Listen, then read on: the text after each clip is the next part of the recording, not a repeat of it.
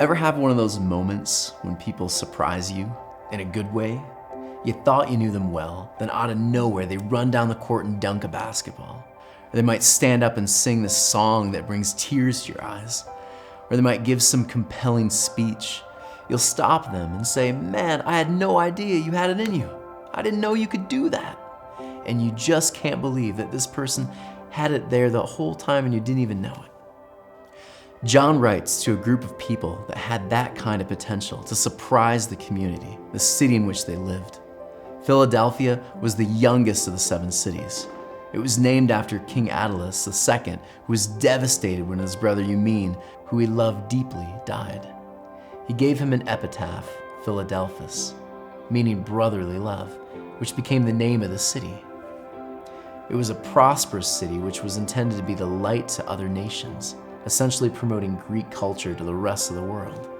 The city had an incredible amount of potential to cause their language and culture to spread worldwide. Ever know someone who just seems to be good at everything? Their potential for success in their lives is so obvious to everyone around them. We even say things like, "You know he's going far someday, right?" Or, "She's so talented it makes me sick." Philadelphia was that kind of community. While they didn't have a lot of money, they had an incredible amount of potential. Potential that, if harnessed, could shake the foundations of Rome. They understood what the kingdom of heaven looked like. They were experiencing it in powerful ways, even in the face of persecution. And John starts this letter to this community by again giving a description of Jesus. He goes like this, he says, "Jesus is the Holy One, the true one, the key of David to open any doors in his hands."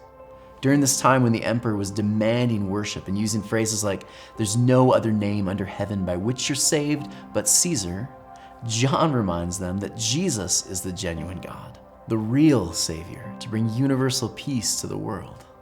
Jesus has the keys to open wide any door, any opportunity, if they just ask. A lot of us, we dream about a better life, a better job, relationships restored. But honestly, how many of us are actually asking for these doors to be opened? Then he gives this appraisal of the church. He says, "I've left an open door for you." He sees in them enormous potential, and he's given them an opportunity to spread the kingdom of heaven, God's reign on earth, a new and better way of being human. And all they had to do was walk through that open door. He reminds them of their limited strength. When we don't use our gifts to their fullest, we often get a little rust on them. And it's not that we lose them completely. They just need to be picked up again, practiced, used. Some of us need to pick up that ball again, or get your pen and paper out and start writing again. It's dusting off the empty canvas, poetically brushing life back onto the blank fabric. The community of Philadelphia understood the importance of loving one another, living community.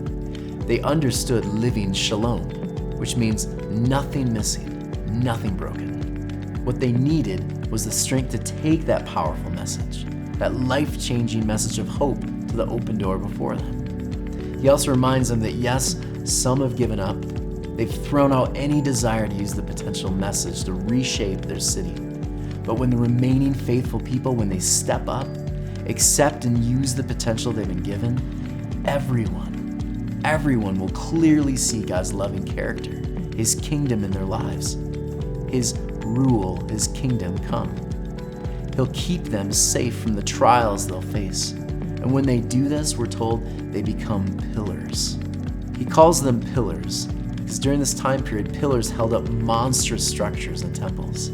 What he's telling them is that when they rise up, walk through the open door, dust off the old instrument and start playing again, it's then that everyone watching will stand back and say, "Wow, that's what heaven must look like."